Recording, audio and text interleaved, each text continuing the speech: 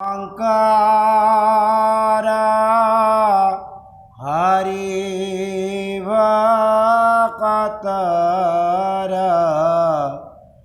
Jana je nakal pataru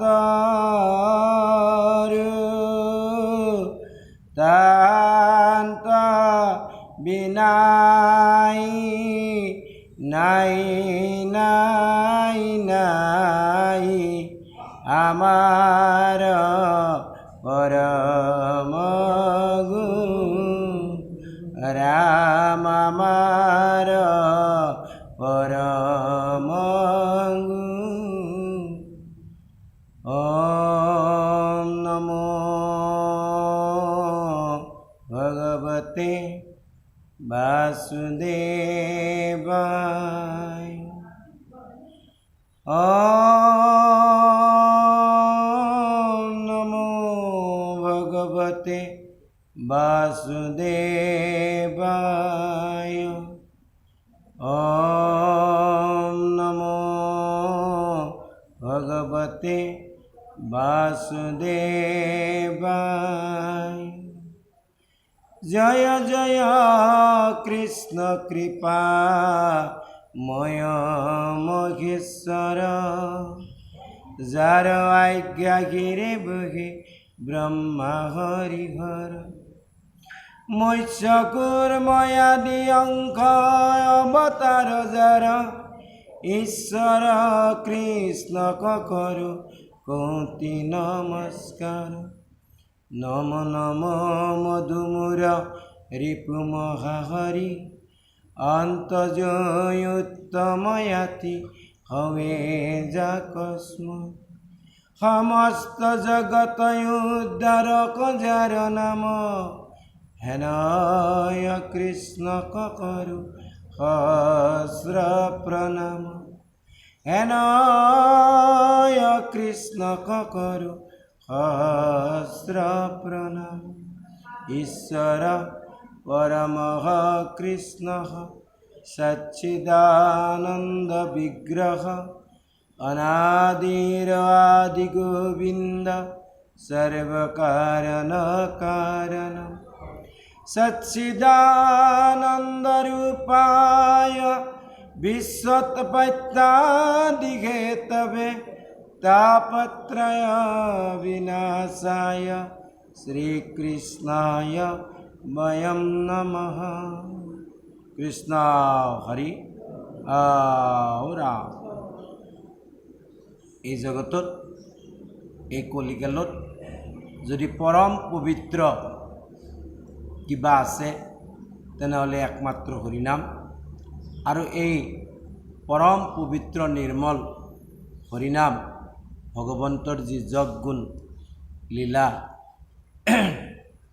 আমাক আমি পৰম কৃপাত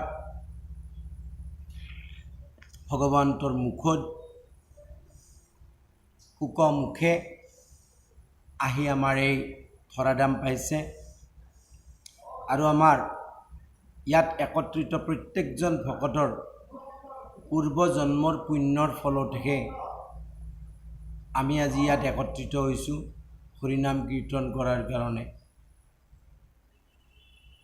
পূৰ্ব জন্মৰ যদি পুণ্য নাথাকিলহেঁতেন তেনেহলে এনেকৈ একত্ৰিত হৈ হৰিনাম কীৰ্তন কৰা সম্ভব নহয় আৰু সেই কাৰণে আমি প্ৰথমতে ভাগৱতৰ আৰম্ভণিতে অলপমান হৰিনাম কীৰ্তন কৰোঁ হে ৰাম জয় হৰি জয় ৰাম কৃষ্ণ ৰাম হৰি জয় রাম জয় হরি জয় রাম কৃষ্ণ রাম হরি জয় রাম জয় হরি জয় রাম কৃষ্ণ রাম হরি জয় রাম জয়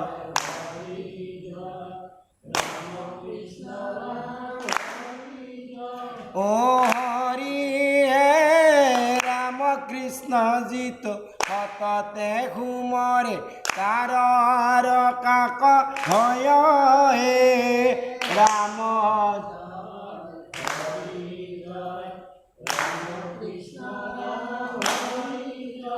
ও হৰি হে সকল ধৰ্মৰ উপৰে বখিয়া ৰাম নাম প্ৰকাশ হয় হে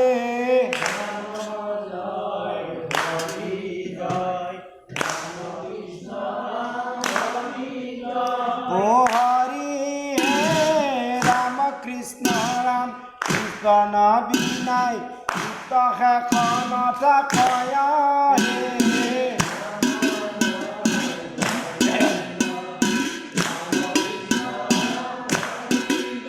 ও হৰি হে ৰাম কৃষ্ণ নাম কীৰ্তনে কৃষ্ণৰ কৃপাৰ মন্দিৰ হয় হে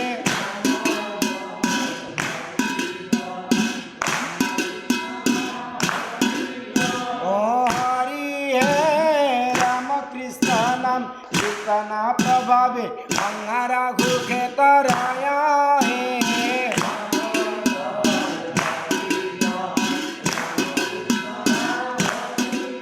ও হৰি হে ৰাম কৃষ্ণ নাম ৰখ কবিয়া মুকুতি কনগ নয় হে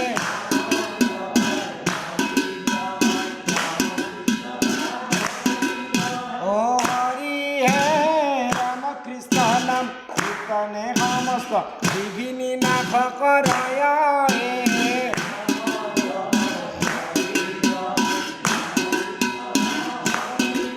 ও হৰি হে ৰাম কৃষ্ণ নাম পৰমানন্দ সমুদ্ৰে মোদিত কয় হে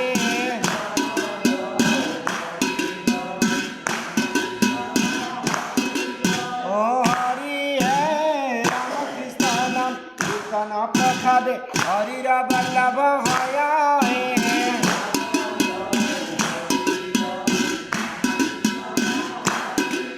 ও হৰি হে ৰাম কৃষ্ণ নাম কীৰ্তন কৰিয়া হৰিক বৈশ্য কৰায় হে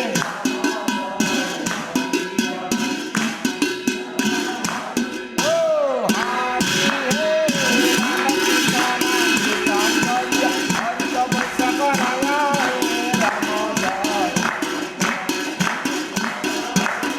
ও হৰি হে ৰাম কৃষ্ণ নাম কীৰ্তন কৰিয়া হৰিক বৈশ্য কৰায় হে ৰাম জয়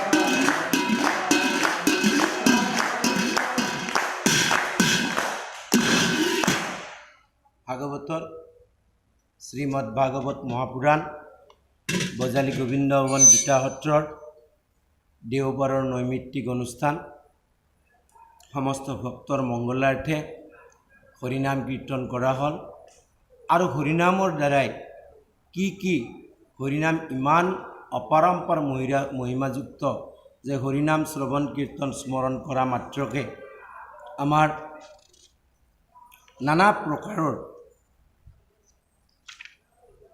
কৃপা প্ৰাপ্তি হ'ব পাৰে আৰু এই সম্বন্ধে মহাপুৰুষ শ্ৰীমন্ত শংকৰদেৱ গুৰুজনাই কীৰ্তন ঘোষাত লিখিয়ে থৈছে যে নামৰ সাতোটা কাৰ্য নামৰ সাত কাৰ্য সমাধা হয় বা সাধন হয় প্ৰথমে দহয় পাতকচয় তেনেকৈ গতিকে এতিয়া আজিৰ যি অধ্যায় সেই অধ্যায়টো হৈছে ভগৱান নৰসিংহই প্ৰহ্লাদ মহাৰাজক উপদেশ দি আছে আৰু সেই উপদেশখিনিৰ যোৱা দেওবাৰে আমি পাঠ কৰিছোঁ আৰু প্ৰহ্লাদ মহাৰাজক উপদেশ দিলে যে হে প্ৰহ্লাদ তোমাৰ পিতৃ মোৰ লগত যুদ্ধ কৰোঁতে মোৰ শৰীৰৰ লগত স্পৰ্শ হোৱা মাত্ৰকে তেওঁৰ সমস্ত পাপৰ বিনাশ ঘটিছে আৰু তুমিতো মহান ভকত তুমি মোৰ পৰম ভক্ত গতিকে তুমি কি কৰা যে তুমি বেদমতে প্ৰেতকাৰ্য সম্পাদন কৰা এইবুলি কৈ ভগৱান নৃসিংহ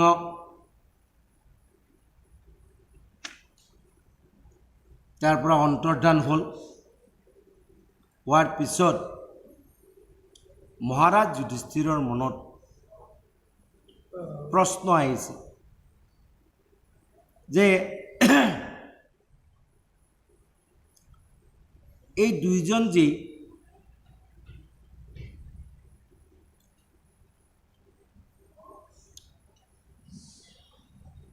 শিশুপাল ৰূপে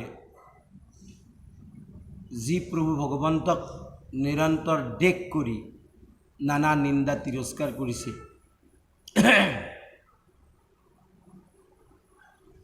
তৎসত্বেও কেনেকৈ তেওঁ লীন মুক্তি পালে, এই প্ৰশ্নৰ উত্তৰতে আচলতে ভাগৱতৰ সপ্তম স্কন্ধ।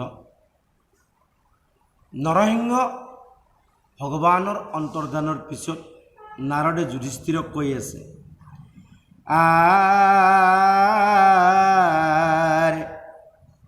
হে নাৰদে বলন্ত শুনা, যুধিষ্ঠিৰ নৃপ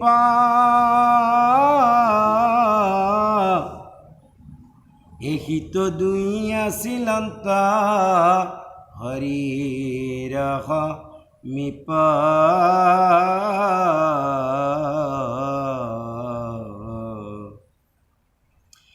বিষ্ণু পাৰিষদ দুয়ো হে পৰম হন্ত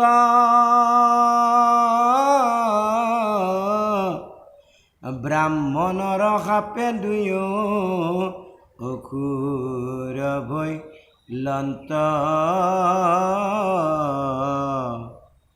আৰে বৈৰভাৱে ঈশ্বৰক সদায়ে চিন্তিলা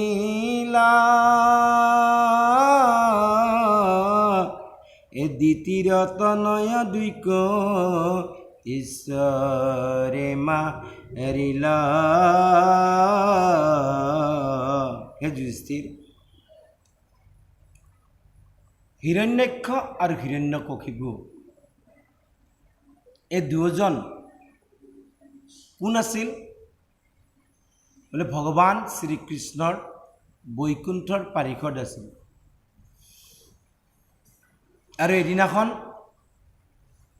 সনক সনন্দ আদি কৰি যি চাৰিসিদ্ধই ভগৱানৰ লগত সাক্ষাৎ কৰাৰ কাৰণে বৈকুণ্ঠলৈ গৈছিল, আৰু 6খন দুৱাৰ পাৰ হোৱাৰ পিছত সপ্তম দুৱাৰত এই জয় আৰু বিজয় নামৰ পাৰিষদ দুজনে চাৰিসিদ্ধক বাট আগচি ধৰিছিল আৰু তেওঁলোকক বৈকুণ্ঠত প্ৰৱেশ কৰিব নিদি বেটেৰী ঠেলি আঁতৰাই দিছিল।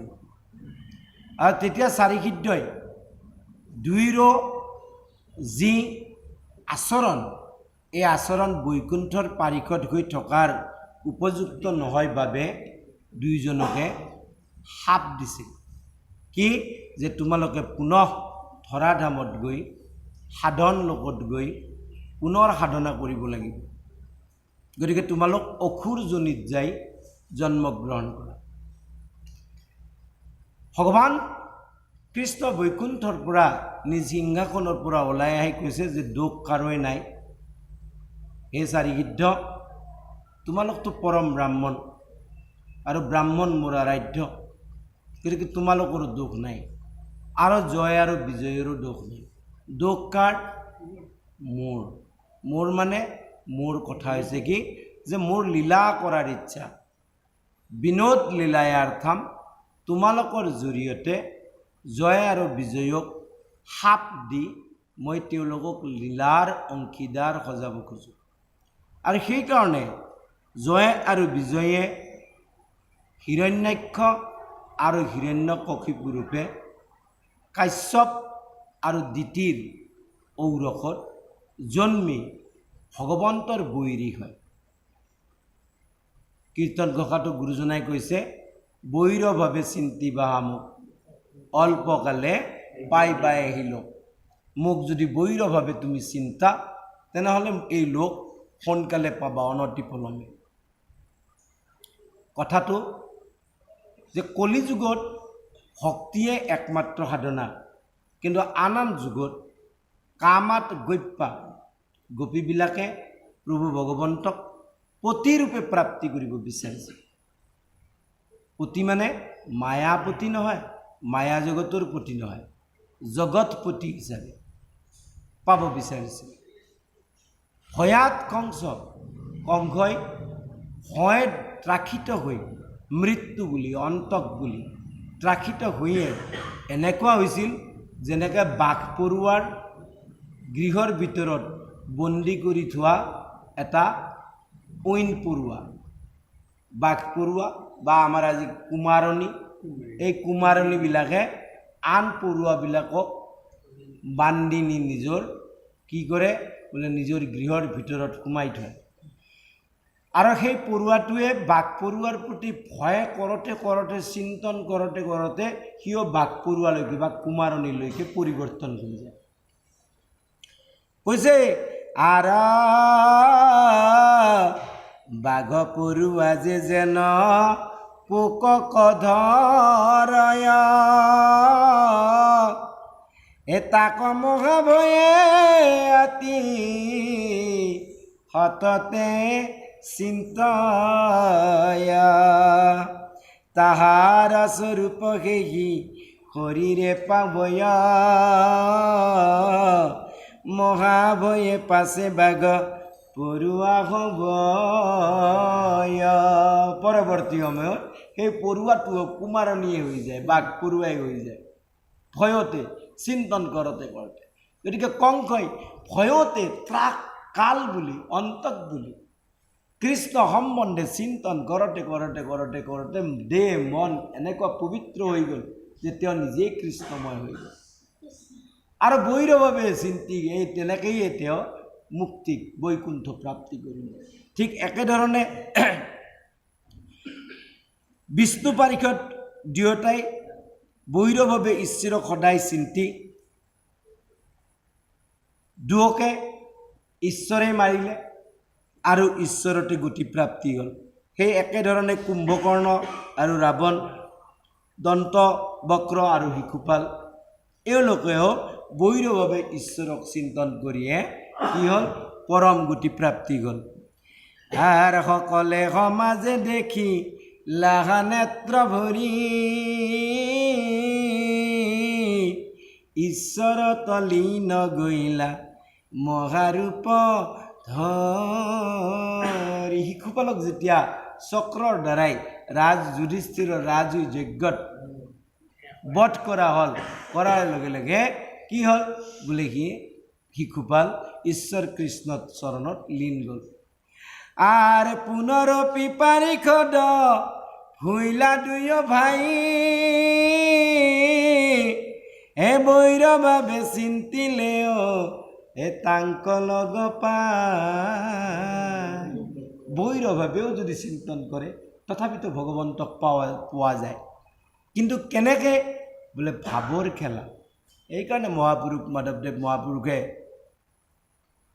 নামঘোষাৰ শেষত কৈছে ভাৱক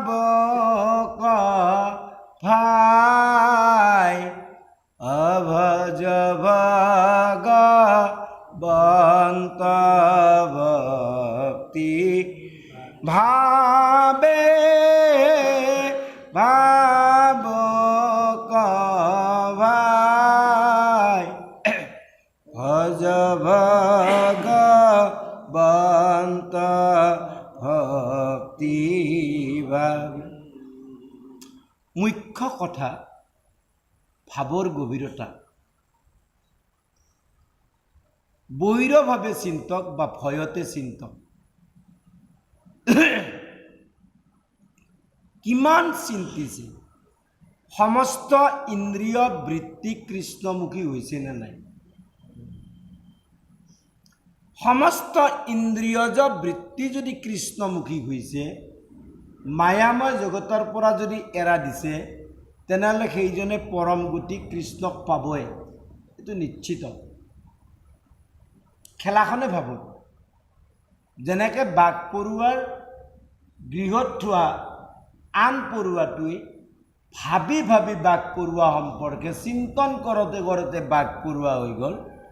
এই জগতত এই জীৱবিলাক আমাৰ নিচিনা জীৱবিলাকেও যদি ঈশ্বৰ সম্বন্ধে যদি আমি চিন্তন যদি আমাৰ অত্যন্ত গভীৰ হৈ যায়, তেতিয়া কি হৈ যায় বোলে কৃষ্ণ স্বৰূপ হৈ যায়। মাত্ৰ দুইপদ বস্তু নাথাকে, কি বোলে এক শ্ৰীবৎসপান্তি আৰু দুই কৌস্তুভ। এই দুটাত বাহিৰে বাকী সমস্ত ৰূপ কৃষ্ণৰ নিচিনা হৈ যায়, কৃষ্ণৰ সমস্ত ঐশ্বৰ্যৰ অধিপতি হয়। সেইকাৰণে আর মহাদুষ্ট রাজাশয় কৃষ্ণ কনিন্দয়া হে ভৈরভাবে রাত্রি দিনে কৃষ্ণ ক চিন্তয় পূর্ব জন্মে যত পাপ করিয়া সয় কৃষ্ণ কনিন্দিলে তার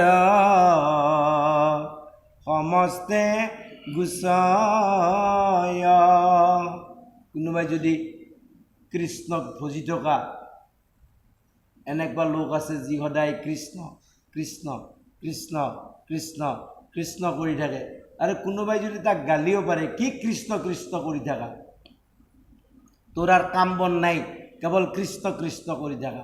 এই যে কৃষ্ণ কৃষ্ণ শব্দ দুটা যি মুখেদি উচ্চাৰণ হ'ল, তাৰ পৰিণামতো সেইজন লোকৰ বহু কল্পৰ পাপৰ বিনাশ। তেওঁ কিন্তু কৈছে অনিচ্ছাত, অনিচ্ছাত বা ক্ৰোধৰ বশৱৰ্তী বা ঘৃণা বা নিন্দা কৰি কৈছে, কিন্তু তৎসত্ত্বেও সেই যে কৃষ্ণ নাম যি ল'লে তেওঁ, সেইকাৰণে তেওঁৰ পাপৰ বিনাশ আনে। অনিচ্ছাটো কওক, নিন্দা কৰি কওক, ঘৃণা কৰি কওক, দ্বন্দ্ব দেশ কৰি কওক, যি কৰি নকওক কিয়, কিন্তু যদি কৃষ্ণ নামৰ লগত যদি সম্পৰ্ক হয়, তেনেহ'লে সেইজনৰ কৌটি জনমৰ পাতেক নাশ হয়। তে ৰজাবিলাকে কৃষ্ণক নিন্দা কৰিয়ে তেওঁলোকে কৃষ্ণক চিন্তন কৰে, আৰু কৰাৰ লগে লগে কি হয় যে পূৰ্ব জন্মত যিমানবিলাক পাপ কৰি আছে তেওঁলোকৰ সেই পাপবিলাকৰ বিনাশ ঘটে। আৰ দেহ এৰি তানসৰু পক পাইলা গয়া মহাচতুৰ্ভুজ ৰূপে আনন্দিত হুয়া। আৰু এই শৰীৰ মায়াময় শৰীৰ এৰি চতুৰ্ভুজ ৰূপ ধৰি তেওঁলোকে পৰম গতিক প্ৰাপ্তি কৰে। মাত্ৰ উপায় এটাই, সমস্ত ভাৱনা সৰ্বভাৱে সমস্ত ইন্দ্ৰিয়জ যি বৃত্তি আছে, সেই বৃত্তিবিলাক এৰি যদি ঈশ্বৰমুখী হয়, ঈশ্বৰৰ যদি নামৰ লগত সম্পৰ্ক হয়, যেনেকৈ অজামিলে খাওঁতে বহোঁতে শুৱতে উঠোঁতে প্ৰতিটো মুহূৰ্তত কেৱল নাৰায়ণ নাৰায়ণ নাৰায়ণ। আৰ বৈকুণ্ঠ তথাকে হবে মাধব সহিত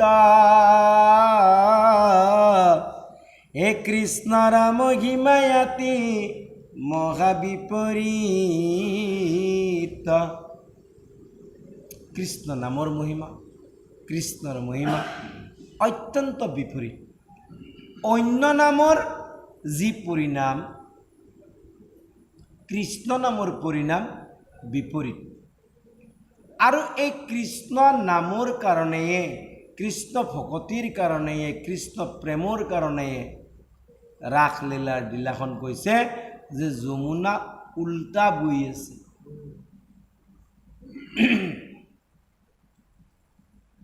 প্ৰভু ভগৱন্তৰ যি অপৰম্পৰ লীলা, এই লীলাত বহু মানুহৰ সন্দেহ, কিন্তু ঘটনা হৈছে যে তেওঁ যিয়ে সৃষ্টি কৰিছে, যিয়ে পালন কৰি আছে, যিয়ে অন্ত সংহাৰণ কৰিব, কৰি আৰু অকলে যোগনিদ্ৰাত থাকিব। যিজনে ইমানখিনি কৰিব পাৰে সেইজনে কি কৰিব নোৱাৰে?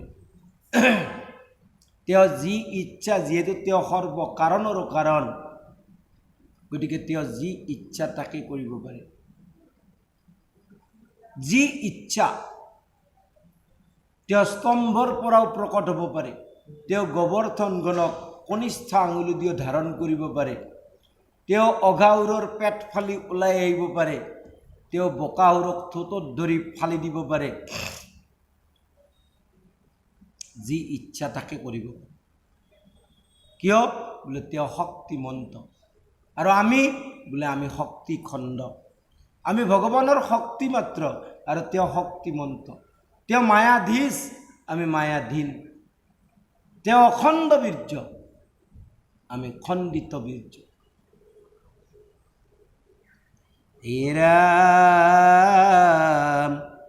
সেইমতে জিতজনে হে কৃষ্ণক চিন্তয়,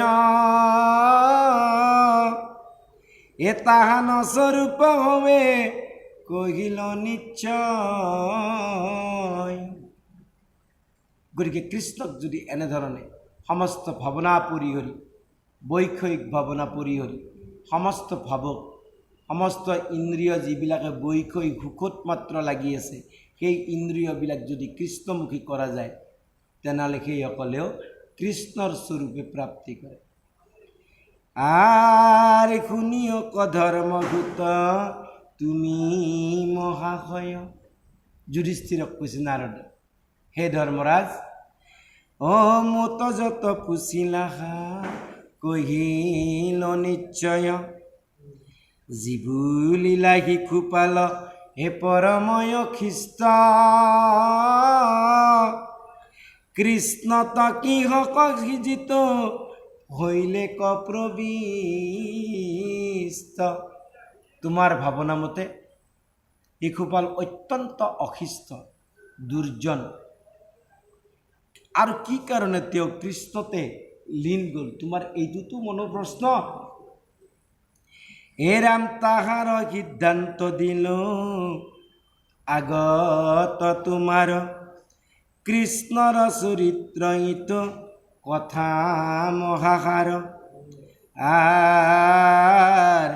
নৃসিংহৰ ৰূপ কথা এই হাতয় আশয়, আদি দৈত্য হিৰণ্যক বধ কথা ছয়।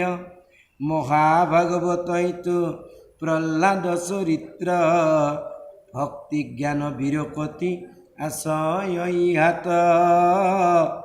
মহাপাতকত ইটো কৰয় পবিত্ৰ, ভক্তি জ্ঞান বিৰকতি আশয় ইহাত। মহাগুণ কৰ্ম আছে ইহাতে সাক্ষাৎ।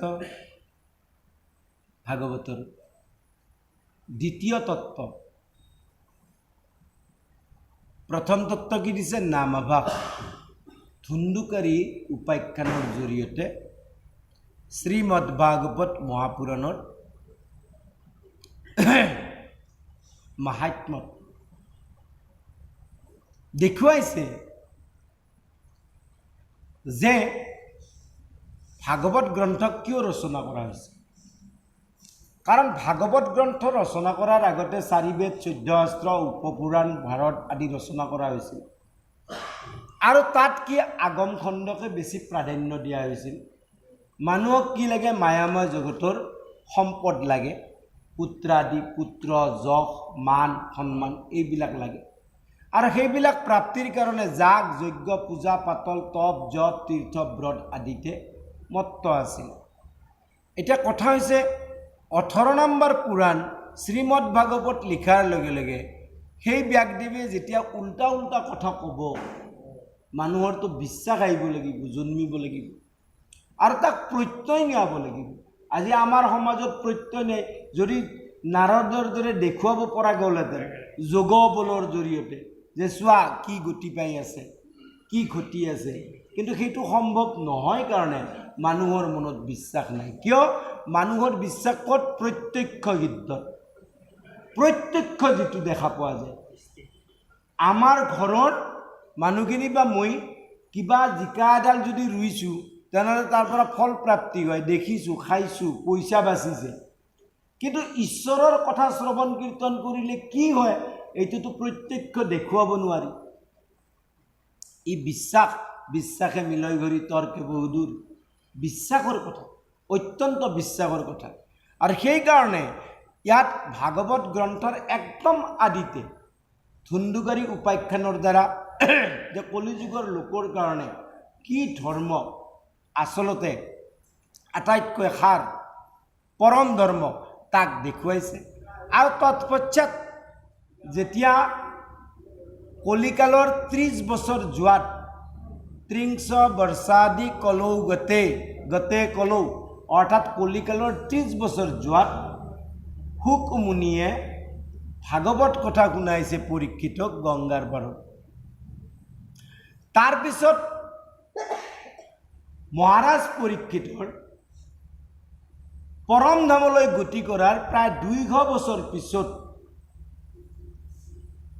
গোকৰ্ণই ধুন্দুকাৰীৰ আগত এই ভাগৱত কথা শুনাইছে। আৰু ধুন্দুকাৰীৰ মুক্তিৰ পিছত প্ৰায় 20 বছৰ পিছত কি হৈছে বোলে চাৰি সিদ্ধই জ্ঞান, বৈৰাগ্য আৰু ভক্তি মাতাৰ আগত ভাগৱত কথা কৈছে। এদিনাখন নাৰদ ওপৰেদি হৰি কীৰ্তন কৰি আহি আছে, যি ত্ৰিলোক ভূমি পুৰে। আৰু তেওঁ যমুনাৰ পাৰত দেখে যে এগৰাকী নাৰী কান্দি আছে। সন্মুখত দুজন বৃদ্ধ লোক পৰি থকা দেখিছে আৰু এজনী নাৰী কান্দি আছে। নাৰদে কি কৰিলে অৱতৰণ কৰি সুধিলে, হে মাতা তোমাৰ কি কষ্ট আৰু এই দুইজন যে তোমাৰ সন্মুখত বৃদ্ধ আছে এওঁলোক কোন? তেতিয়া ক'লে যে হে মহামুনি দেৱৰ্ষি নাৰদ, পৰম ভাগ্যৰ ফলতে তোমাক লগ পোৱা যায়। দেৱেও যাক লগ নাপায়, তুমি সহজলভ্য নহয়। এই দুইজন মোৰ পুত্ৰ, জ্ঞান আৰু বৈৰাগ্য। আমি দাক্ষিণাত্যৰ পৰা আহি মহাৰাষ্ট্ৰ পোৱালৈকে ঠিক আছিল। গুজৰাটৰ পৰা আহি যেতিয়া এই ঠাইখিনি পালোঁ, মোৰ 2 পুত্ৰ বৃদ্ধাৱস্থা প্ৰাপ্ত হ'ল আৰু এতিয়া একেবাৰে অচেতন অৱস্থাত পৰি আছে। মই একো উপায় দেখা নাই। তেতিয়া নাৰদে দুইজনৰে উদ্ধাৰ কৰাৰ কাৰণে বেদাদি মন্ত্ৰবিলাক, গীতাৰ মন্ত্ৰ পাঠ কৰিলে। মন্ত্ৰবিলাক পাঠ কৰাৰ লগে লগে জ্ঞান আৰু বৈৰাগ্য দুয়োজন উঠি বহে, কিন্তু পাঠ এৰাৰ লগে লগে পুনৰ ঢলি পৰে। তেতিয়া নাৰদে ক'লে যে এইটো কি কাৰণ? গতিকে তেওঁ বদৰিকাশ্ৰমলৈ গ'ল আৰু বদৰিকাশ্ৰমত চাৰিগিদ্ধৰ লগত আলোচনা কৰিল। কাৰণ চাৰিগিদ্ধ ব্ৰহ্মাৰ প্ৰথম সৃষ্টি আৰু নাৰদ তৎপশ্চাত, গতিকে নাৰদৰ কাকেক, আনকি মহাদেৱৰো কাকেক, মহাদেৱৰো ককায়েক, নাৰদৰো ককায়েক। গতিকে নাৰদে গৈ চাৰিগিদ্ধৰ শ্ৰীচৰণত পৰি সুধিলে কাৰণটো। আৰু তেতিয়া চাৰিগিদ্ধই ক'লে যে কেৱল সৎকাৰ্যৰ জৰিয়তেহে জ্ঞান আৰু বৈৰাগ্যৰ পৰিপুষ্টি সাধন হ'ব পাৰে। সৎকাৰ্য কি? বোলে ভাগৱত পাঠ। তেনেহ'লে কোনে কৰিব? বোলে তুমিয়ে কৰিব পাৰা। বোলে নহয়, আপোনালোকে কৰক। চাৰিগিদ্ধ যি অৱধূতকায়, সদা পঞ্চবৰ্ষীয়, 5 বছৰ বয়স, তেওঁলোকৰ ওপৰত মায়াৰ পৰাক্ৰম নাই, কালৰ পৰাক্ৰম নাই, সদায় 5 বছৰ, সদায় 5 বছৰ যুক্ত, সদায় অৱধূতকায়। আৰু তেওঁলোকে আহি ভাগৱত পাঠ কৰাৰ লগে লগে জ্ঞান আৰু বৈৰাগ্যৰ পৰিপুষ্টি সাধন। ইয়াৰ তাৎপৰ্যটো কি? যে শ্ৰীমদ ভাগৱত মহাপুৰাণৰ অৰ্থ যদি আমি যাওঁ, ভা মানে ভক্তি। কেতিয়া ভক্তি হ'ব? বোলে গ মানে জ্ঞান, যেতিয়া জ্ঞান প্ৰাপ্তি হ'ব। জ্ঞান কেতিয়া প্ৰাপ্তি হ'ব? বোলে ব মানে বৈৰাগ্য। যেতিয়ালৈকে বৈৰাগ্য নহয় তেতিয়ালৈকে জ্ঞান প্ৰাপ্তি নহয়, জ্ঞান প্ৰাপ্তি নোহোৱা পৰ্যন্ত ভক্তি প্ৰাপ্তি নহয়। গতিকে জ্ঞান আৰু বৈৰাগ্য প্ৰয়োজনীয়। আৰু সেইকাৰণে ভাগৱত শ্ৰৱণ কি কৰিব কৈছে বোলে শুনা সামাজিক ভূঞা নিহবদ। নিহবদ মানে আপুনি ইয়াত আহোঁতে নিশব্দ মানে বৈষয়িক যিবিলাক শব্দ, ঘৰৰ পুত্ৰ ভাৰ্যা ধন জন গৃহ জ্ঞাতিগণ খোৱা লোৱা, এই সমস্ত ভাৱনাবিলাক নামঘৰৰ বাহিৰতে এৰি থৈ আহক, আহি ইয়াত একান্ত মনে শ্ৰৱণ কৰক। একান্ত মনে মানে গোটেইকেইটা ইন্দ্ৰিয় এক কৰক। সেইকাৰণে কৈছে সদ্বিধা লিংগায় শ্ৰৱণেন। সদ্বিধা লিংগায় শ্ৰৱণেন মানে কি, আমাৰ 6টা ইন্দ্ৰিয় সদায় দৌৰি থাকে, চকুই দৌৰি থাকে।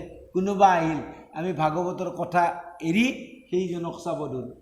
কোনোবাই তাত কথা পাতিছে, আমি ভাগৱতৰ কথা শুনাৰ পৰিৱৰ্তে তেওঁৰ কথা শুনাৰ কাৰণে যত্ন কৰোঁ। গতিকে চকু, কাণ, নাক, জিভা আৰু ছাল, এতিয়া ফেনখন চলি আছে, এতিয়া যদি বন্ধ হৈ যায় তেনেহ'লে কি হ'ব, গৰম। ফেনখনটো কোনে বন্ধ কৰিলা, কি হ'ল, আমি চিন্তন কৰিম, কিয় বোলে গৰম লাগিছে। গতিকে এই যে ছাল জ্ঞানেন্দ্ৰিয়, এই পঞ্চ জ্ঞানেন্দ্ৰিয়, এই পঞ্চ জ্ঞানেন্দ্ৰিয়ৰ ৰাজা কোন বোলে মন। এই সদ্বিধা লিংগায় শ্ৰৱণেন, এই 6টা যেতিয়ালৈকে এক নহয় তেতিয়ালৈকে শ্ৰৱণ নহয়। আৰু যদি শ্ৰৱণ নহয় বোলে তেতিয়াহ'লে কি বোলে জ্ঞান প্ৰাপ্তিটো সম্ভৱ নহয়। সৎ সংগত 6টা ইন্দ্ৰিয়ক এক কৰি শ্ৰৱণ কৰিলেহে কি হয় বোলে পৰম জ্ঞান প্ৰাপ্তি হয়। জ্ঞান মানে এই পৰোক্ষ জ্ঞানৰ কথা কোৱা নাই, অপৰোক্ষ জ্ঞান। অপৰোক্ষ জ্ঞান কি বোলে ব্ৰহ্ম জ্ঞান, ভগৱানৰ জ্ঞান যি প্ৰকাশিত হয়। আৰু তেতিয়া কি বোলে বৈৰাগ্য, বিৰকতি। বিৰকতি নভৰিলে নভজে হৰি পাওঁ। যেতিয়ালৈকে মানুহৰ বৈৰাগ্য নাই তেতিয়ালৈকে তেওঁ হৰিক ভজাটো সম্ভৱ নহয়। বৈৰাগ্য লাগিবই। বৈৰাগ্য এই মায়া জগতৰ প্ৰতি পুত্ৰ ভাৰ্যা। আপোনালোকে দৃষ্টান্ত চাওক, প্ৰিয়ব্ৰতে কি কৰিলে, ঋষভে কি কৰিলে, অজামিলে কি কৰিলে, অজামিলৰ নিচিনা মহাপাপী অজামিলে কি কৰিলে। প্ৰত্যেকেই ঈশ্বৰক ভজনাৰ নিমিত্তে পৃথু মহাৰাজে কি কৰিলে,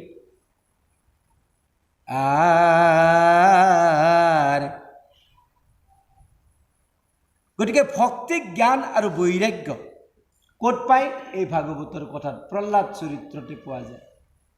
প্ৰহ্লাদ চৰিত্ৰ শুনিয়ে কাৰোবাৰ যদি জ্ঞান আৰু বৈৰাগ্য উপজে, পৰিপুষ্ট যদি হয়, জ্ঞান আৰু বৈৰাগ্য যদি আহে, তেনেহ'লে তেওঁ ভক্তি হোৱাটো নিশ্চিত।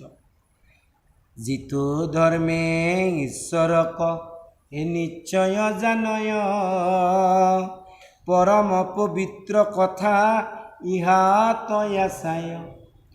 আৰু ইত পুণ্য কথা চয়, জিত জনে শুনয়, শ্ৰদ্ধায় কীৰ্তনে জিত সততে কৰ। শ্ৰদ্ধা আৰু এটা শব্দ, শ্ৰদ্ধা কেতিয়া উপজে, শ্ৰদ্ধা উপজা সম্বন্ধে কৈছে বোলে গুৰু আৰু বেদান্ত বাক্য ভাগৱতত যেতিয়ালৈকে সুদৃঢ় বিশ্বাস নহয় তেতিয়ালৈকে শ্ৰদ্ধা নহয়। সেইকাৰণে ভাগৱত চলি আছে, ভাগৱত বক্তাৰো লেখ নাই আৰু ভাগৱত শ্ৰোতাৰো লেখ নাই, কিন্তু শ্ৰদ্ধা নাই। কিয় নাই বোলে গুৰু আৰু বেদান্ত বাক্যত বিশ্বাস নাই। ভাগৱতে যি উপদেশ দি আছে তাক আমি নামানো, তাক কোনোদিনে নামানো। ভাগৱতে যি কৈ আছে নামানো, কিয় নামানো বোলে ভাগৱতত বিশ্বাস নাই। যদি ভাগৱতত বিশ্বাস নাই, বেদান্ত বাক্যত যদি গুৰুজনত বিশ্বাস নাই, তেনেহ'লে শ্ৰদ্ধাৰ হ'ব নোৱাৰে। এজন ভাগৱত বক্তা, বৰ ভাল ভাগৱত বক্তা, বিশ্ববিখ্যাত বুলিও ক'ব পাৰি, হিন্দীত। তেওঁৰ ভাগৱত শুনি এজনী বুঢ়ী আই তেওঁৰ ওচৰত আহিছে, বোপাই মই তোমাক গুৰু ভজিব বিচাৰোঁ। গুৰু ভজিব বোলে, আই এতিয়ালৈকে গুৰু ভজা নাই, আপোনাৰতো বহুত বয়স। বোলে অ' বাপা 80 বছৰ হ'ল, গুৰু ভজাই নাই। বোলে ভজিছোঁ, বিয়াৰ আগতে এজন ভজিলোঁ, 3 বছৰমান পাছত মৰিল। বিয়াৰ পিছত এজন ভজিলোঁ, তেওঁ ৩-৪ বছৰ পিছত মৰিল। আৰু এজন বৃন্দাবনত আহি ভজিলোঁ গুৰু, তেওঁ মৰিল। এনেকৈ 3জন গুৰু মৰিলে আহি বাপা। সেইকাৰণে এইবাৰ ভাবিছোঁ আজি মই তোমাক খুব ভাল লাগিছে, তোমাকে গুৰু ভজিম। বোলে মোৰ মৰাৰ ইচ্ছা নাই, ইতিমধ্যে আপোনাৰ 3জন গুৰু মৰিলে, গতিকে মোৰ আৰু মৰাৰ ইচ্ছা নাই। গতিকে মই আপোনাক শিষ্যত্ব দিব নোৱাৰোঁ আৰু মই আপোনাৰ গুৰুও নহওঁ। আমাৰ মানুহে কি ভাবে, গুৰুৱে দেহা ৰখাৰ লগে লগে ভাবে যে গুৰু মৰিল। গুৰু কেতিয়াও নমৰে। গুৰুৰ আদৰ্শ সদায় বৰ্তমান, সদায় বৰ্তি থাকে। প্ৰভু মহাপুৰুষ কৃষ্ণানন্দদেৱ মৰা নাই। তেওঁ যি এই অসম আৰু পশ্চিমবংগত ইমানবিলাক গীতা সত্ৰ প্ৰতিষ্ঠা কৰি গৈছে, নামদান কৰি গৈছে, তেওঁৰ মৃত্যু হোৱা নাই। তেওঁৰ আদৰ্শত বৰ্তি আছে, তেওঁ নিজেও আছে। কিন্তু আমি কি ভাবোঁ, এই পশ্চিম অঞ্চলত বহুতে এতিয়া কি কৰিছে, প্ৰভুৰ নাম কথা এৰি এতিয়া আৰু বেলেগকৈ বহুতে গুৰু ভজি আছে। কিয়? বোলে সেইফালৰ যিবিলাক কুলগুৰুবিলাকে আহি প্ৰলোভন দিয়ে ৰাজবংশীবিলাকক, বঙালীবিলাকক। মানে তেওঁতো মৰি গেছি না, আৰ নেই না, এখন তোমাদেৰ গুৰু নেই, তোমাদেৰ ভোগকে লাগাবে, হ্যাঁ ভোগ কোনে খোয়াব, অমুক কৰিব। মহাপুৰুষ শ্ৰীমন্ত শংকৰদেৱ গুৰুজনা আজিও আছে। আৰু তেওঁ নিজে কৈছে যে মই কীৰ্তন দশমত থাকিম, আৰু মাধৱ তুমি ভক্তি ৰত্নাৱলী আৰু নামঘোষাত থাকিবা। আজিও আছে। আৰু সেইকাৰণে মহাপুৰুষ কৃষ্ণানন্দদেৱে আমাৰ যি যাক আমি গুৰু বুলি মানো, তেৰাই বাৰে বাৰে কৈ গৈছে মই গুৰু নহয়, গুৰু কোন? শ্ৰীমন্ত শংকৰদেৱ। মই কি বোলে তানো দাস, তেওঁৰ দাস, দাস বুলি কৈ গৈছে। গতিকে শ্ৰদ্ধাযুক্তভাৱে গুৰু আৰু বেদান্ত বাক্যত যদি বিশ্বাস অটল হয়, তেতিয়া শ্ৰদ্ধা উপজে। শ্ৰদ্ধা হ'লে কি হয়? ৰতি হয়। ৰতি হ'লে কি হয়? বিৰগতি জন্মে। যেতিয়ালৈকে ভাগৱতত ঈশ্বৰৰ কথাত ৰতি নহয়, তেতিয়ালৈকে বৈৰাগ্য নাহে। আৰু বৈৰাগ্য নহ'লে বোলে নভজে হৰি পাব। যেতিয়ালৈকে বৈৰাগ্য অহা নাই, তেওঁ হৰিক ভজাটো সম্ভৱ নহয়। সেইকাৰণে আগতে কি আছিল? বানপ্ৰস্থক যোৱা আছিল। আজি তুমি গৃহতে পাৰিবা, কিন্তু তুমি সৎসংগত শ্ৰৱণ কীৰ্তন কৰা। ঘৰত তুমি যিমান পঢ়ি থাকা ভাল, বেয়া বুলি নকওঁ। ঘৰত তুমি ভাগৱত পঢ়ি আছা, নাম কীৰ্তন কৰি আছা, বৰ ভাল। কিন্তু তাৰ দ্বাৰাই সিমান কাম নহয় যিটো নিৰপেক্ষ স্থানত শ্ৰৱণ কীৰ্তন কৰিলে হয়। এইখিনি নিৰপেক্ষ স্থান, ইয়াত কাৰো অধিকাৰ নাই। ইয়াত অধিকাৰ মাত্ৰ একমাত্ৰ ঈশ্বৰৰ। কিন্তু মোৰ গৃহত কোনোবা ভকত নাযাবও পাৰে, তাত নাযাওঁ মানে সেই স্থানখিনিৰ প্ৰতি দেশ থাকিল, ঈৰ্ষা থাকিল। কিন্তু ইয়াৰ প্ৰতি নাই, ই নিৰপেক্ষ। সেইকাৰণে নিৰপেক্ষ স্থানত শ্ৰৱণ কীৰ্তনে বেছি কাম দিয়ে। আৰ সংহাৰৰ বন্দেজিত হে মুকুত সময়, ঈশ্বৰৰ চৰণক নিশ্চয় পাবয়। যিজনে শ্ৰদ্ধাযুক্তভাৱে শ্ৰৱণ কীৰ্তন কৰে, তেওঁ বন্ধন মুক্ত হয়। যদি মুক্তি লাগে, তাৰ মানে বন্ধন আছে। আৰু বন্ধন যদি আছে, মুক্তি লাগে। পাৰ চৰাই এটাকো যদি বান্ধি থোৱা যায়, বা গৰু এটাকো যদি আমি দৰগ দিয়া বুলি কওঁ, এৰাল দিয়া, সি তাত থাকিব নিবিচাৰে, সি চিঙাৰ কাৰণে যত্নপৰ। পাৰ চৰাইটোও বাঁহৰ পৰা মুক্ত হ'ব বিচাৰে, চবে মুক্ত হ'ব বিচাৰে। কিন্তু ঘটনা হৈছে কি, চবে মুক্ত হ'ব বিচাৰে, তেনেহ'লে তাক বান্ধি থৈছে। আমাৰ যি আগৰ মাছ মৰা পল আছিল, পলবিলাকৰ তলত যি বান্ধি থয় হাঁহ, পাৰ, কুকুৰা, সিহঁতেও মুক্ত হ'ব বিচাৰে, ঘূৰি ফুৰে। প্ৰত্যেকে বন্ধনত কোনো থাকিব নিবিচাৰে। কিন্তু আমাৰ বন্ধন কি? আমাক কোনে বান্ধি থৈছে? আমিতো স্বতন্ত্ৰ।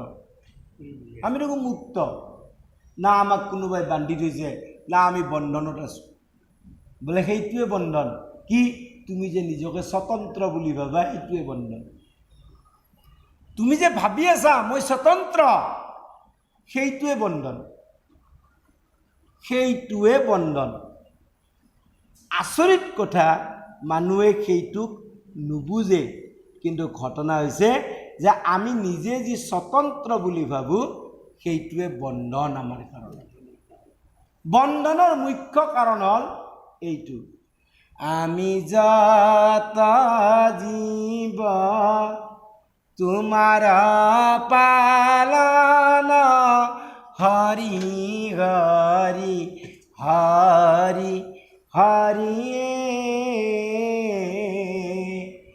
তুমি হে পালিয়া পুৰা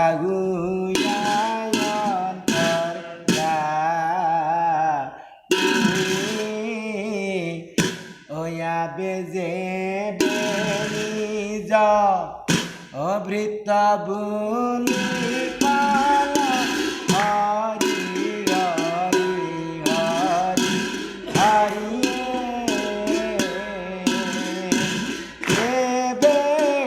কি পালো পিতা পিতা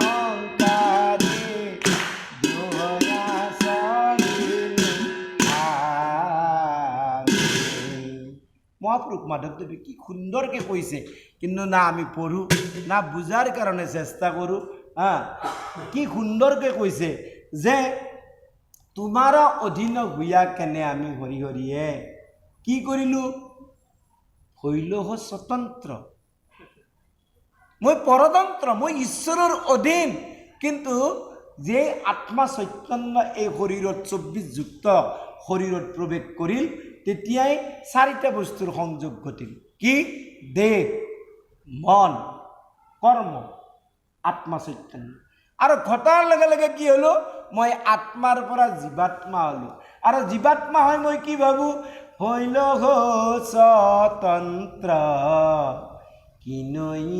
কিনয়িতয়াদ ভূত এইটোৱে অদ্ভুত অদ্ভুত ঘটনা নাভূত নাশ্ৰুত ঘটনা যে হে প্ৰভু ভগৱন্ত মই তোমাৰ অধীন হৈও মই অজ্ঞানতাৰ কাৰণে অবিদ্যাৰ কাৰণে মূঢ়তাৰ কাৰণে মই নিজকে স্বতন্ত্ৰ বুলি ভাবোঁ আৰু এই যে স্বতন্ত্ৰ বুলি ভাবিলোঁ ইয়ে মোৰ বন্ধনৰ কাৰণ হ'ল কিয় মহা অহংকাৰে দ্ৰোহয়া চৰিলোঁ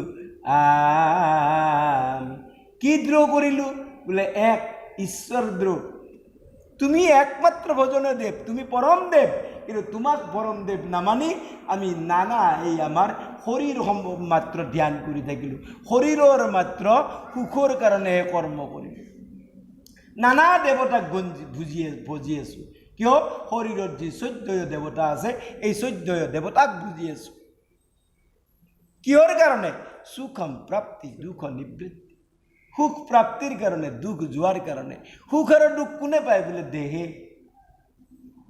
দেহেহে পায় সুখ আৰু দুখ আত্মা বোলে আনন্দ স্বৰূপ সচ্চিদ আনন্দ স্বৰূপ ভগৱানৰ অংশ যি আত্মা আনন্দ স্বৰূপ কিন্তু এই আনন্দ উপলব্ধি নহয় কিহৰ কাৰণে বোলে এই ঈশ্বৰদ্ৰোহিতাৰ কাৰণে 2 নম্বৰ বোলে তুমি পিতৃদ্ৰোহী মানে বোলে প্ৰভু ভগৱন্ত একমাত্ৰ পিতৃ তেওঁহে আমাক সৃষ্টি কৰিছে কিয় বিনোদ লীলায়াৰ্থম বিনোদ লীলা কৰাৰ কাৰণে তেওঁ আমাক সৃষ্টি কৰিছে তেনে আমাৰ পিতৃ পৰম পিতা কোন বোলে পৰম পিতা একমাত্ৰ কৃষ্ণ কিন্তু আমি কি কৰোঁ তেওঁক পাহৰি গ'লোঁ গৈ মায়া পিতাক ধৰিলোঁ আৰু 3 নম্বৰ বোলে গুৰু কোন বোলে একমাত্ৰ পৰম গুৰু হ'ল পৰমেশ্বৰ কৃষ্ণ কিন্তু গুৰু তেওঁক নামান তুমি হি পৰম গুৰু নাৰায়ণ তুমি একমাত্ৰ গুৰু পৰম গুৰু তুমি কিন্তু তেওঁক নামান আমি বাহিৰৰ যি গুৰু যি বিষ্ণু ভগতৰ সংগ লৈছোঁ যাৰ জৰিয়তে কৃষ্ণত শৰণাপন্ন হৈছোঁ সেই ভকতজন বিষ্ণু ভগতৰ তেওঁৰ উপদেশ মতে তাক অনুকৰণ কৰি তাক অনুশীলন কৰি পৰম গুৰু যি অন্তৰ্যামী ৰূপে হৃদয়ত আছে সেইজনক প্ৰাপ্তি কৰিব লাগে কিন্তু আমি নকৰাৰ কাৰণে আমি 3 প্ৰকাৰৰ দ্ৰোহত দ্ৰোহী হৈছোঁ হে ভগৱন্ত আৰু সেইকাৰণে আমি কি বন্ধনযুক্ত আমাৰ বন্ধন কি কাৰণত হ'ল এই বন্ধনটো বোলে একমাত্ৰ মনৰ কাৰণে আৰু দেহৰ কাৰণে এই মনত মন লাগি দেহ আৰু মনে কৰ্ম কৰি মই আৰু মোৰ কৰি থাকিম আৰু থকাৰ কাৰণে অহংকাৰৰ কাৰণে আমাৰ বন্ধন গতিকে ইয়াৰ পৰা মুক্ত হোৱাৰ বোলে একমাত্ৰ উপায় কি বোলে প্ৰভু ভগৱন্তৰ যি গজক গুণ লীলা তাক মাত্ৰ শ্ৰৱণ কীৰ্তন ক'ত সাধুৰ সংগত শ্ৰৱণ কীৰ্তন বিনাই এই বন্ধনৰ পৰা কেতিয়াও জীৱ মুক্ত হ'ব নোৱাৰে অনাদিকাল এই সংসাৰত আহি থাকিব লাগিব গৈ থাকিব লাগিব আৰু কি কৰিব বোলে এই যি অনাদিকাল নানান প্ৰকাৰৰ যি যন্ত্ৰণা তাক ভোগ কৰি থাকিব লাগিব সেইকাৰণে কৈছে আৰ হেই তো লীলা নৃসিংহৰ হে পৰেজিত জন পৰম পবিত্ৰ হৈবে কৰি এক মন এক মন দি এক মন মই আগতে আলোচনা কৰিছোঁ আমি যে 6 ইন্দ্ৰিয়ক এক কৰি যদি আমি এক মনেৰে যদি এই নৃসিংহ ভগৱানৰ এই কথা লীলা যদি আমি শ্ৰৱণ কৰোঁ কি হ'ম পৰম পবিত্ৰ আৰ সন্তৰ মধ্যত শ্ৰেষ্ঠ প্ৰহ্লাদ মহন্ত তাহান মহিমা জিত সততে নন্ত 2টা শব্দ চাওক এক দিছে প্ৰহ্লাদ শব্দ আৰু মহন্ত শব্দ প্ৰহ্লাদ মানে পূৰ্বৰ পৰাই যি আনন্দিত আহ্লাদ প্ৰহ্লাদ আৰু তেওঁ কি বোলে মহন্ত কেনেকৈ হ'ল বোলে ইমান শাস্তি দিয়া সত্ত্বেও যি কৃষ্ণ নামক এৰা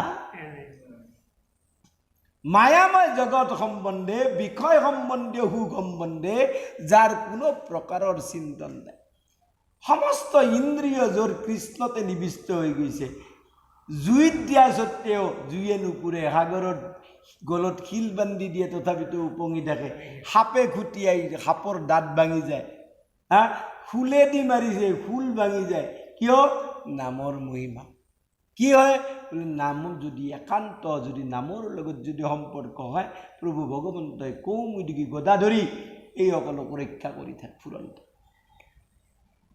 সেইকাৰণে তেওঁ মহন্ত সেইজন যিজনৰ জড়জাগতিক সুখ জড়জাগতিক বৈভৱ জড়জাগতিক ভাৱৰ লগত সম্পৰ্ক নাই মাত্ৰ নিৰন্তৰ কৃষ্ণ কথাৰ লগত যাৰ সম্পৰ্ক কিয় বোলে জড়জগতৰ লগত কাৰ সম্পৰ্ক বোলে কাকতুল্য কামী পুৰুষৰ মাত্ৰ তাত ৰতি জড়জাগতিক ভাৱ জড়জাগতিক কথাত কাৰ ৰতি বোলে কাকতুল্য কামী পুৰুষৰ কাউৰীৰ দৰে কামী পুৰুষবিলাকে ক'ত খাম ক'ত পাম ক'ত কি পিন্ধিম ক'ত যাম এইবিলাক আগে চাউল কথা পাছে হৰি কথা আৰু মহন্ত যদি হয় আগে হৰি কথা চাউল কথা বোলে ঈশ্বৰ কিয় বোলে তেওঁৰ ঈশ্বৰত অটল বিশ্বাস প্ৰভু ভগৱন্তই যি কৰিব লাগে তেওঁক ভালে কৰিব ভগৱতা ইয়াত বিধিয়তে তন মংগলায় ভগৱানে যি কৰিব মংগলাৰ্থে কৰিব আৰ গতিকে সন্তৰ মধ্যত শ্ৰেষ্ঠ প্ৰহ্লাদ মহন্ত আৰু তেওঁৰ মহন্তৰ কথা যিয়ে শুনে তেওঁ মহন্ত হৈ যাব একবাৰ ভগৱানে ভকতক পৰীক্ষা কৰাৰ কাৰণে পৰশমণি এটা লৈ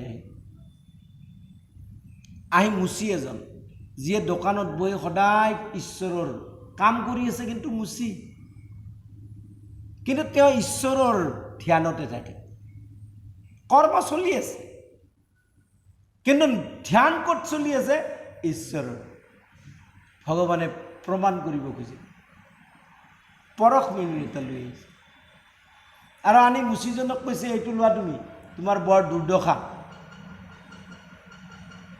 বোলে এইটো দি কি হ'ব বোলে এইটো দি চব যি চুই দিবা সেয়ে শুনা হ'ব বোলে মোক নালাগে বোলে তোমাৰ দেখোন ঘৰে নাই জৰাজীৰ্ণ অৱস্থা থকা ঘৰে নাই আৰু ইমান বয়সলৈকে তুমি এই কিমান কাম কৰি থাকিবা বোলে মোক প্ৰয়োজন নাই তথাপিতো মানুহজনে যি আহিছে ছদ্মবেশত ভগৱানে তেওঁৰ যি এই জোতা চেণ্ডেল যি এই গাজল মাৰা যিটো এই তিনি কি বুলি কয় তাক লোহাৰ যিডাল ষ্টেণ্ডেল লোহাৰ যিডাল ষ্টেণ্ডেল সেইডালত পৰশমণিটো লগাই দিছে দিয়াৰ লগে লগে সোণাৰ হৈ গ'ল না এতিয়া মুচিটো ধৰিছে কান্দান আৰম্ভ মোক এইডাল আগৰ দৰে কৰি দিয়া বোলে এই সোণা হ'ল ইমান কেজি সোণা তোমাৰ গোটেই তোমাৰ অভাৱ পূৰণ হ'ব বোলে মোক অভাৱ পূৰণ হ'ব নালাগে মোক ষ্টেণ্ডডাল দিয়া মোটডাল দিয়া শেষত বাধ্য হৈ নতুনকৈ এডালৰ ষ্টেণ্ড আনি দিছে সেইডাল দিলে মুচি কৈছে বোলে তেনেহ'লে তোমাক এইটো নালাগে বোলে এই মই থৈ দিলোঁ যেতিয়া তোমাৰ প্ৰয়োজন হয় তেতিয়া তুমি এইটো কৰবা ব্যৱহাৰ কৰিবা ক'ল ৩-৪ বছৰমান মূৰত আৰু আহিল ভগৱান আহি কয় বোলে এই যে তোমাক পৰশমণিটো দিছিলোঁ তাৰ অৱস্থাৰ একো পৰিৱৰ্তন ঘটা নাই বোলে পৰশমণি কাক দিছা বোলে তোমাক কেতিয়া বোলে এনেকৈ ৩ বছৰমান মই হাতেদি লৈছোঁ বোলে লোৱা নাই কি কৰিছিল বোলে মই থৈছোঁ ক'ত থৈছিলা বোলে এই কণাটোত তাতে চাওক সেই পৰশমণিৰ ওপৰত জগতৰ সেই পৰি আছে জাবাৰ পৰি আছে চামৰাৰ কিবাহৰ এওঁ চাই হৈ পৰশমণি তাতে পৰি আছে ব্যৱহাৰে কৰা নাই তাৰমানে যি একান্ত ভকত হয় তেওঁক একো প্ৰয়োজন নাই কি ব্ৰহ্মানন্দ ভাৱ কৃষ্ণানন্দ ভাৱত মজি থাকে আনন্দ সাগৰত ডুবি থাকে আনন্দ কবিৰৰ ল'ৰাটো একে কবিৰ এনেকুৱা ভকত যে কবিৰৰ ল'ৰাটোক তেওঁ মহা মানে ধ্যানী আশ্ৰম পাতি ঈশ্বৰৰ সাধনা কৰি আছে ৰাজা আকবৰৰ শুনিলে যে তেওঁ এজন মহাসন্ত গতিকে আকবৰে আহিল সন্তৰ পৰীক্ষা কৰাৰ কাৰণে আহি বহুত হীৰা মণি মুকুতা লৈ আহিছে আহি কবিৰৰ ল'ৰাটোক কৈছে এই লোৱা তুমি ইয়াৰ কি এই আশ্ৰম কৰি থাকা তো ৰাজাকতো না বুলিও ক'ব নোৱাৰে যে মই এইবিলাক কি কৰিম মোৰতো প্ৰয়োজন নাই বোলে তোমাৰ কামত আহিব বোলে আপুনি থৈ দিয়ক তে থৈ দিলাক কুটিৰৰ ভিতৰত থৈ দিয়ে 1 বছৰ পিছত আকবৰ পুনৰ আহিল আহি দেখে যি বস্তু য'তে আৰু তাতে আছে তেওঁৰ কোনো পৰিৱৰ্তন হোৱা নাই সেইবিলাক বস্তুৰ আমাৰ প্ৰয়োজন নাই গতিকে ঘটনা হৈছে আমাৰ সমাজৰ ভক্তি বৰ্তমান আমাৰ কি প্ৰথম চাউল কথা পিছত হৰি কথা আৰু যি একান্ত ভকত হয় তেওঁৰ হ'ল সদা হৰি কথা চাউল কথাৰ চিন্তাই নাই ঈশ্বৰে যি মিলায় তাকে ল'ব এৰাম বৈকুণ্ঠ লোক গীত এ নিশ্চয়ে চলন্ত কালৰ নাহিকে ভয় আনন্দের হন্ত প্রহ্লাদর কিনু ভাগ্য পরম মহন্ত নৃসিংহর অদ্ভুত রূপ দেখিলন্ত বৈকুণ্ঠলৈ যায় বৈকুণ্ঠ কতো নাই ইয়াতে বৈকুণ্ঠ আছে যদিও নোহোৱা বুলি নকওঁ, ভাগৱতত কৈছে নিশ্চয় বৈকুণ্ঠ স্থান আছে, কিন্তু ঘটনা হৈছে বৈকুণ্ঠ অৰ্থাৎ য'ত শোক মোহ ভয় নোহোৱা অৱস্থা। সেইকাৰণে ষষ্ঠ স্কন্ধত অজামিল উপাখ্যানতো বাৰে বাৰে কৈছে তুমি জীৱন্ত অৱস্থাতে মুক্তি পাবা। তৃতীয় স্কন্ধত কপিল ভগৱানে দেৱহূতিক কৈছে জীৱন মুক্তি পাব লাগে, তাৰমানে এই জীৱনতে মুক্ত হ'ব লাগে, মুক্তি পাব লাগে। মৃত্যুৰ পিছত পাওঁ নাও পাছত কথা। তেনেহ'লে যদি এই জীৱনত যদি মুক্তি পাব লাগে, সেই কৈছে বৈকুণ্ঠ যদি পাব লাগে, কোনে পাব পাৰে বোলে এনেকুৱা ভকতে। কোন ভকত বোলে যাৰ এক মনৰ দ্বাৰা মাত্ৰ কৃষ্ণৰে অনুগামী, কৃষ্ণৰে মাত্ৰ চিন্তন কৰে, সেইজনেহে কি হ'ব বোলে বৈকুণ্ঠ লোক কচল। আৰু ক'ত নাহি যত কালৰ বিক্ৰম, বৈকুণ্ঠ নগৰ নিৰূপম, নাহি য'ত কালৰ বিক্ৰম, য'ত কালৰ বিক্ৰম নাই, অতি নিৰূপম স্থান। আৰ আমি মন্দ ভাগিয়াতি অসত দুৰ্জন, এই মতে যুধিষ্ঠিৰে কৰে দুখ মন, সাক্ষী আনাৰ দেতাংক নিষেধ কৰন্ত, আৰ আনন্দিত ভূঞা পাছে বচন বলন্ত। যুধিষ্ঠিৰে মনত দুখ কৰিছে, সংগত কৃষ্ণৰ সংগত থাকি, পৰশমুনিৰ সংগত থাকিও সনা হ'ব পৰা নাই। কিয় বোলে কৃষ্ণক ভাই বুলি ভাবে, পেহীৰ পুত্ৰ, ঈশ্বৰ বুলি নাভাবিল, নাজানিল ঈশ্বৰ বুলি। আজি এতিয়া কৈ আছে দুখ কৰে মনত যে আমি মন্দভাগী, আমি কি অসৎ, আমি দুৰ্জন, আৰু সেইকাৰণে সংগত থাকিও আমি তেওঁক নাজানিলোঁ। হে ৰাম হে যতে মনুষ্যই আছে ইত সংহাৰত, এ সবত কৰিয়া তৰা মহাভাগ্যৱন্ত। যুধিষ্ঠিৰে কৈছে, নাৰদে কৈছে যুধিষ্ঠিৰ, ইহ সংসাৰত যিমান মনুষ্য আছে তাৰ ভিতৰত তোমালোক মহাভাগ্যৱন্ত। কিয় এ তোমাহাৰ গৃহে মুনি আসন্ত সদায়, তিনি লোক শুদ্ধ হবে যাৰ ধূলা পায়, যিহেতু আসন্ত তজু গৃহে মুনিগণ, শুনা যুধিষ্ঠিৰ তুমি থিৰ কৰি মন। তোমাৰ গৃহত কিমান মুনি আহে, অসংখ্য। এতিয়া শুনা কি পূৰ্ণ ব্ৰহ্ম কৃষ্ণই আছে তোমাৰ গৃহত, এতে কেহে মুনিগণ আসন্ত তত।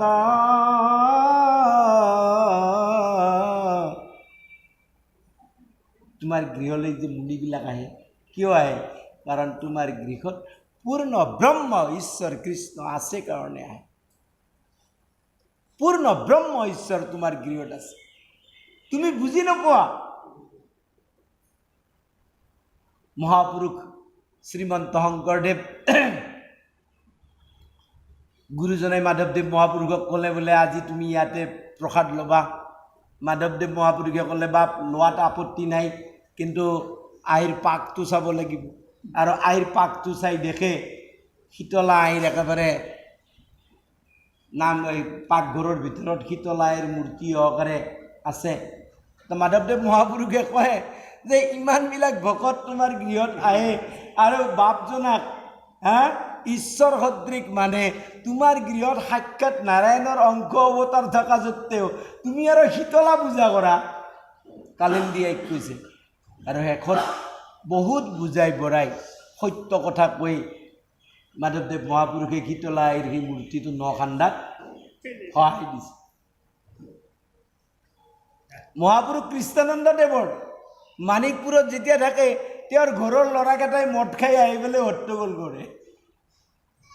আমাৰ প্ৰভুৰ মদ খাই আহে, জেঠাই ভাল আছে, জেঠাই ঠিক আছে, জেঠাই কিন্তু মদ খাই একদম টং হৈ আছে। কথা কোৱাৰ পৰিৱেশত নাই। প্ৰভুৰ ওচৰত যায়, দূৰত থাক, অলপমান দূৰত থাক, দে ক কি লাগিব পা। মদ খায়। আজিও সেই ঘৰখনে প্ৰভুক চিনি পোৱা নাই, কিন্তু বাকী সকলোৱে আজিও তেওঁলোক মানিকপুৰ আশ্ৰমত ইটাহে বোলে দুই এজনে তেওঁলোকৰ গৃহৰ আহা কৰিছে। আচৰিত কথা। পৰশমণি ওচৰতে আছে, ব্যৱহাৰ কৰা নাই। ভগৱান কৃষ্ণ সাক্ষাৎ গৃহতে আছে যুধিষ্ঠিৰৰ, কিন্তু চিনি নাপায়। কিন্তু বাকী যিসকলে চিনি পায় দূৰৰ পৰা, তেওঁলোকে যুধিষ্ঠিৰৰ গৃহত গৈ লগ কৰি আহে। কি আচৰিত কথা। আৰ মনুষ্যৰ চিত্তে আসা হে গুৰু ৰূপ ধৰি, কৃষ্ণ নাম কয়ে সদা নন্দমূৰ্তি ধৰি। সমস্তৰে প্ৰত্যেকৰে হৃদয়ত গুৰুহ ৰূপে, গুজ্যতম ৰূপে, অন্তৰ্যামী ৰূপে আছে। আৰু নিৰন্তৰ কৃষ্ণ নাম সদানন্দ মূৰ্তি ধৰি হৰি ভগৱানে কি কৰি আছে? ইয়াতে আছে। অ হিয়াৰ মাজে নামৰ ভাণ্ডাৰ, মুখে বাজ হয় হে, ৰাম নামে মৰ নামাৰে, পাপ কত কৰ ক্ষয় হে। হিয়াৰ মাজে নামৰ ভাণ্ডাৰ, মুখে বাজ হয় হে, ৰাম নামে মৰ নামাৰে, পাপ কত কৰ ক্ষয় হে। পাপ বিপক্ষ খঙৰি ভৰি, নামে খলা খলি হাকে, সকল ধৰ্মৰ বিপৰে বুঢ়িয়া, হৰিৰ নাম প্ৰকাশে।